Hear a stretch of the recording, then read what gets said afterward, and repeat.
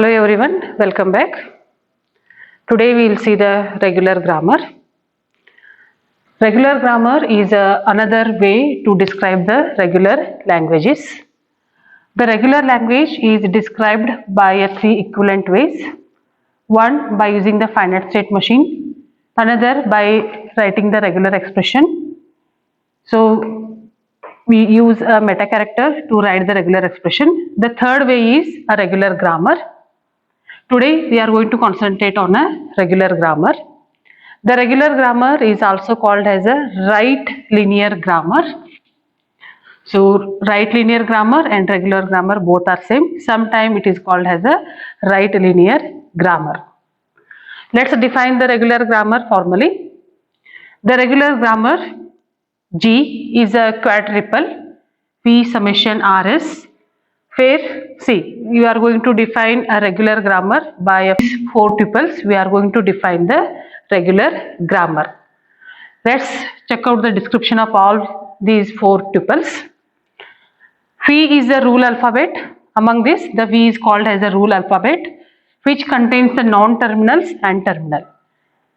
For this rule alphabet, you can define the terminal or a non-terminal, where non-terminal are the part of the grammar, but they are not contribute anything to the creation of the strings. Whereas terminal are the part of the strings here.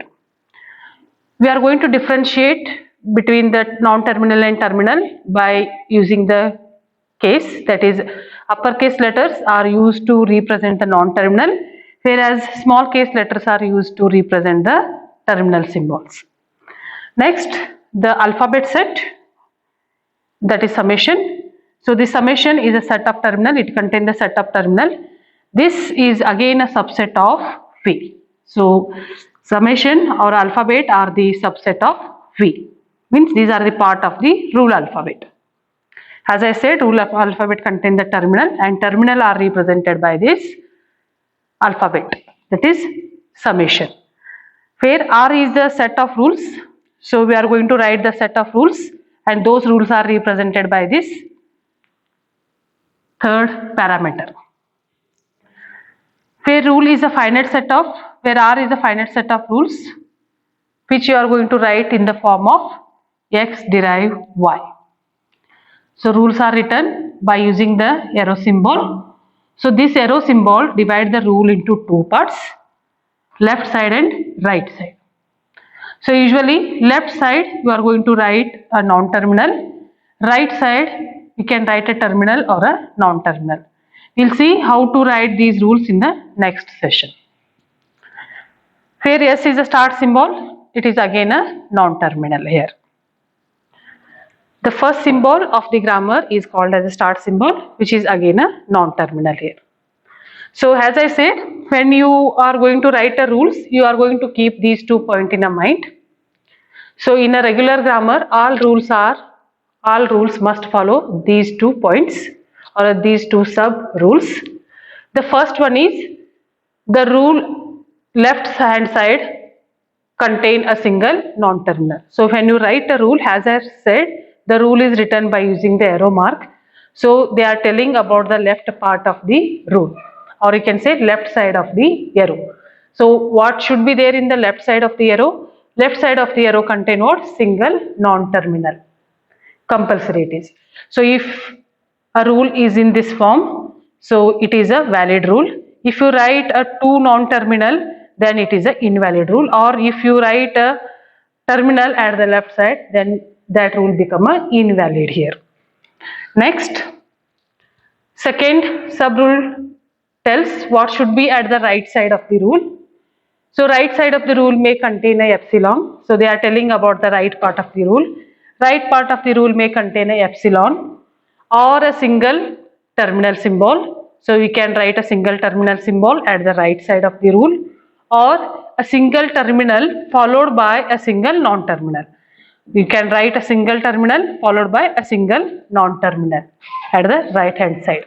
Suppose if I write a rule like A, B, so as I said, the characters which are written in uppercase are the non-terminal. So how many non-terminals are there? 2 non-terminals are there. But according to the rule what should be at the right side of the rule? It should contain either a terminal or a terminal followed by single non-terminal. But here two non-terminals are followed, so this become a invalid rule. So keep these point when you write a rule for a regular grammar. Next, we'll take one example and see how to write a regular grammar for a given regular expression. Let's see one example for a regular grammar. Here, the language given is L equal to W. W belongs to A or B star. So here, the W is made up of two symbols, that is A and B, and occurrence of these symbols are 0 or any number of times. Based on this star, I can say. First, you write down the valid string list which are there in the language as you did in the previous classes for the construction of FSM. So here, valid string list contains what? Epsilon. Next A, single B is accepted. Next any number of A's, any number of B's. Next it may accept A, B, and so on. So these are the valid strings which are there in the language. Next you write the regular expression for this. So what the expression contains? A union B whole star. So plus indicate you are going to take a union in the regular expression. Plus is written as a union here. So A union B whole star. The next step is you should write the regular grammar. So to write the regular grammar, I must use what? The arrow symbol here. This arrow divides the rule into two parts, left and right. So what I should take in the left side of the arrow? The non-terminal. Non-terminals are nothing but characters you can choose from A to Z. Once you write those characters in a capital letters, those are called as a non-terminals. So I will take here X. So X produces C. 0 or any number of A's and B's. So I'll write what? It should accept A. Then I'll write again X here. So check out whether it is a valid rule or no. Yes, left side I have a single non-terminal. Right side, according to the rules, I may take terminal epsilon or one terminal followed by one non-terminal. So this is a valid rule. Then what this rule tell me? It allow me to take A's one or any number of times. So check it out. So here X can be substituted as AX. So once I take a X, I go on substitute this by AX. Next this X can be substituted as AX. Next this X can be substituted as AX. Next this X can be substituted as AX. So this rule allow me to take one or any number of A's. Next I'll write for B also. So if I write Bx, it allow me to take what? One or any number of B's. Next I will produce X as a epsilon. So this rule allow me to take 0 for X, or I can substitute this as a epsilon. So once I substitute this, whatever the terminal symbols in the derivation, those are called as the final terminal symbols. So this is a regular grammar for a given regular expression. X produces AX, X produces BX. So this rule allow me to take any number of A's, any number of B's, and this rule allow me to take 0 number of A's and B's. So this is a regular expression for a given regular language. Next I should represent this by a 4 tuples, that is V, summation, R and S. So what I should write for this V? V equal to the grammar rule symbols. So rule symbols always comes at the left part of the arrow. So it is what? X here. Next summation equal to A comma B. So these are the terminal symbols, or you can say the input symbols in the language. Next, what is R here? So R is nothing but this rule only. So I'll write those rules once again. X produces AX, X produces BX, next X produces epsilon here. Next, you are going to take a epsilon only if it is A union B star not followed by anything. If it is followed by anything, then this you can't introduce here. Okay, we'll see that in the next example. So this is a representation of this grammar by 5 tuples. And what should be the S here? S equal to start symbol. The first symbol of the grammar is called as a start symbol. So what is the first symbol here? X is the first symbol. Those become a S value here. So this is a representation of this grammar by 5 tuples. Next, we will take one valid string and check out whether it is derivable by this grammar or no. So I will take ABA. So I should always start with the start symbol. So what is the start symbol here? X. So you go on substitute the X in such a way that it should match with your input symbol.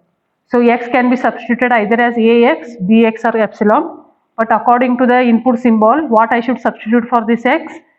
I should substitute this X by AX. So this X can be substituted as AX. Next, what is the next input symbol here? It is B.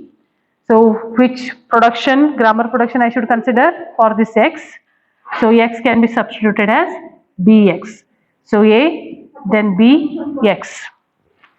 After that, what is the next input symbol? It is A. So what must I should take for this X? I will substitute X by AX.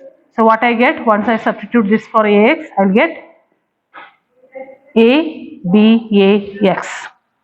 Next, what I should take for this X? See, here one non-terminal is left out. See, derivation should not contain any non-terminal. It contains only the terminal symbol. So next, what I should substitute for this X? See, what is the next input symbol here? It is dollar. Dollar indicate end of the string. So what I substitute for this X? Whether AX, BX or epsilon here.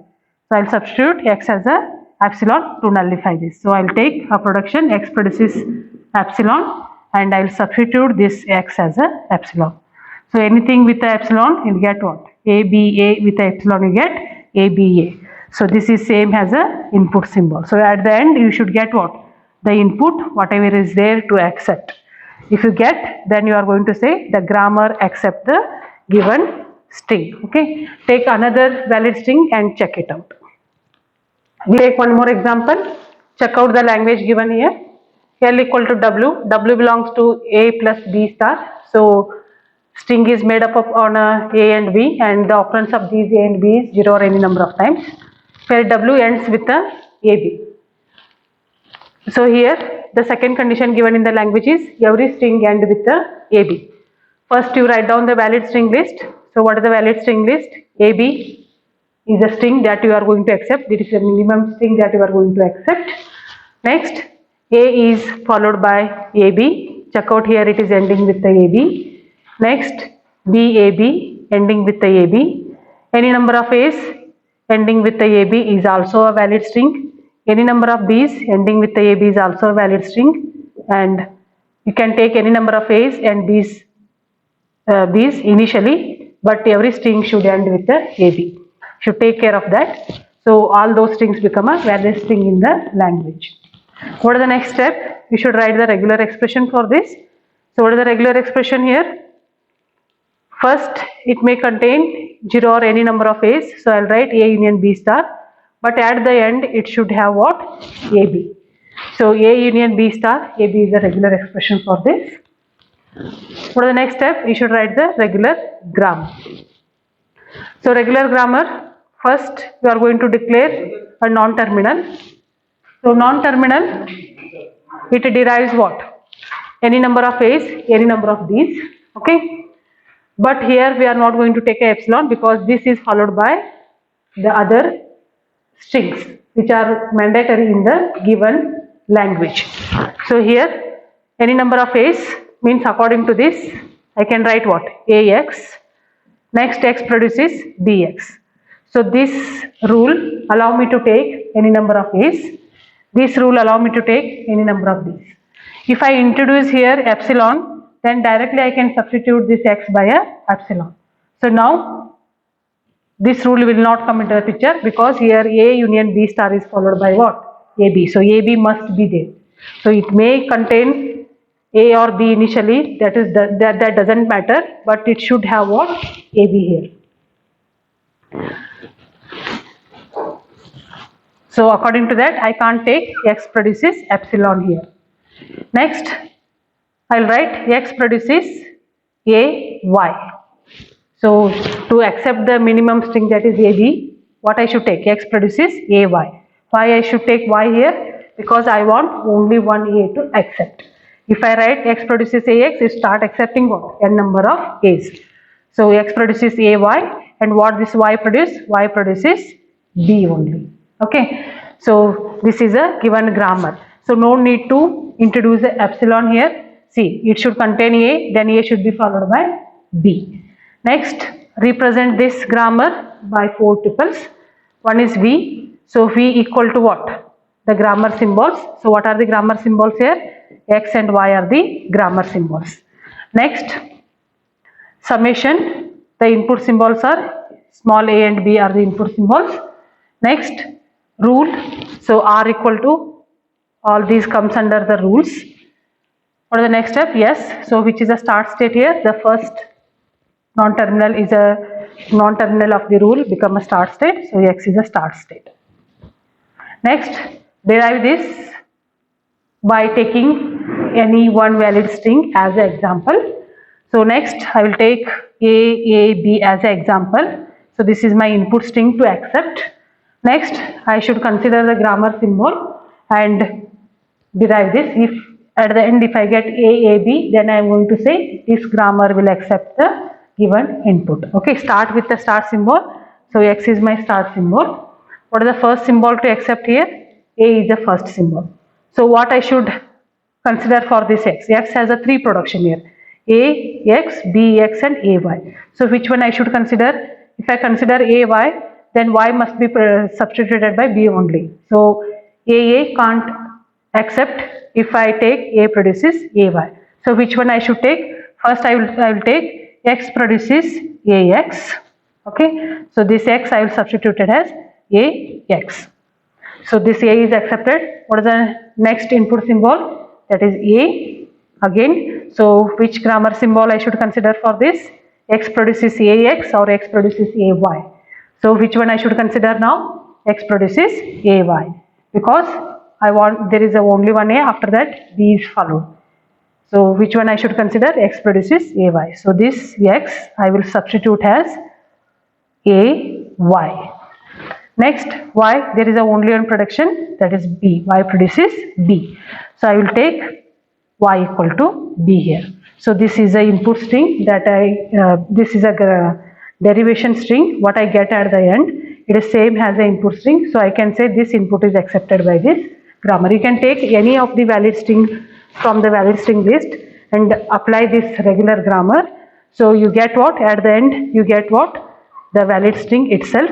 So if you get that, then you are going to say the given grammar is a valid grammar for a given regular language. Okay. Next, we'll take one more example. L produces W. W belongs to A plus B star, where W starts with AB. Let's check out the grammar for this language. First thing is, you should write the valid string list. So valid string list contains what? It should start with the AB. So AB is the minimum string that you are going to accept here. Next, ABA is a valid string because it is starting with the AB. Next, ABB is a valid string. It is starting with the AB. Next, any number of A's. Next, AB is a valid string. Any number of B's. AB is a valid string here. So these are the valid string list. Next, we should write what? Regular expression for this.